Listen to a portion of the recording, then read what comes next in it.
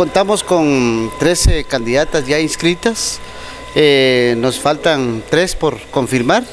Esperamos en Dios, ¿verdad?, que lleguemos al número que nosotros deseamos, ¿verdad?, que es de 16 candidatas. En esta oportunidad también va a participar un municipio que también durante muchos años no había participado. Sí, déjenme contarle que hoy prácticamente lo característico de este evento es Pachalún, ¿verdad?, que por primera vez manda a su representante del pueblo, ¿verdad? Entonces con ello estamos pues muy agradecidos, ¿verdad?, por hacer historia, diría yo, ¿verdad?, porque jamás Pachalún había participado y hoy pues es su evento. Inicia el día viernes, ¿verdad?, con la recepción de candidatas. Luego pues en la tarde va a haber un taller para cada una de ellas, ¿verdad?, y posteriormente el día sábado pues tenemos la ceremonia maya, como también la presentación de las candidatas a las 7 de la noche, por lo cual pues tenemos ya la actividad fuerte que es el día domingo, ¿verdad?, que es la elección investidura de Ixquicucusquiche. Asimismo también va a haber un grupo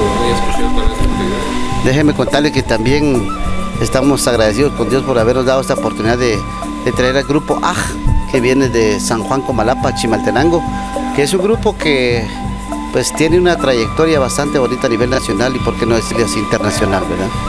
¿Este evento tendrá algún costo? Completamente gratis.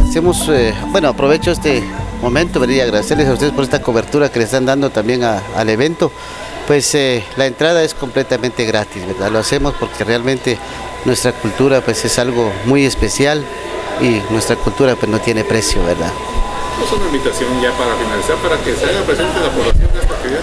Sí, invitamos a la población, al departamento en sí, porque hoy es un evento departamental, ¿verdad?, donde quisiéramos contar con cada uno de ellos, ¿verdad?, para que este evento pues sea un éxito total, ¿verdad?